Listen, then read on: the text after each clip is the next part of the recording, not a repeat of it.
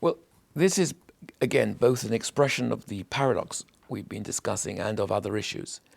The paradox of democracy is that political leaders are ultimately accountable to their electorates. So they're pulled towards their electorate. That means trans-border, European-wide issues tend to be discussed in a framework of compromise between states and leaders of states. As for social democrats and their version of this paradox, as it were, I think social democrats have had a almost schizophrenic relationship to Europe, a love-hate relationship to Europe. They've loved Europe in the post-war period as a vehicle to bring peace and stability to Europe, as a vehicle for welfare and economic development, as a vehicle for embedding human rights and potentially social policies, as a vehicle for projecting Europe as a voice in the world to match that of the United States, Japan, China, and other emerging powers.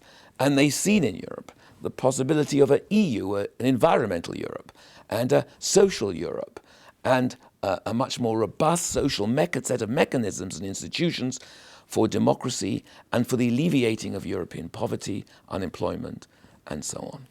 Some supranational mechanisms to supplement those of the nation state to bring social and economic policy within a framework of social democracy. The hate bit of it is that they have also been resistant to the discipline of European economic policy and European mechanisms. They've resisted the terms of reference of the European Central Bank. They've seen that Europe is too inflation conscious and not enough pro-employment. And I think the social democrats of the late 1990s, early 2000s, I think of Blair, Schroeder, and so on, they suffered, I think, from one other very serious difficulty of thinking. And it's this. They thought that globalization was essentially simply here to stay, and that countries can't shape it, but they have to adapt to it. So countries become like, beautiful starlets on the casting bench of filmmakers. They have to present themselves as attractive for inward investment, as for foreign direct investment. And they have to create the economic circumstances that make themselves the attractive economic site for investment and so on. So the Blair project and the Schroeder project was partly this, to create in Europe flexible labor markets and an adaptability of citizens to the global market. So Europe would be robust in the face of economic globalization by creating supply-side flexibility, flexible labor, easier to sack people, people could move in and out of different jobs. And the key to a competitive Europe would be education, education, education. Gearing Europeans up with high levels of educational competence to meet an increasingly global competitive world. That project, it seems to me, has failed in a number of crucial respects.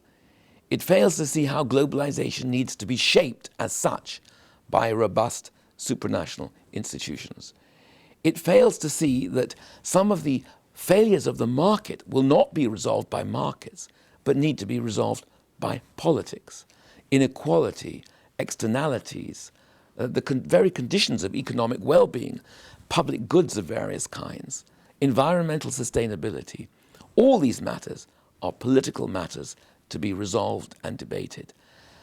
And European social democracy surrendered too much of that, I think, to the idea of global economic markets as the ultimate clearers of political decisions. As such, I think European social democracy fell short of its potential.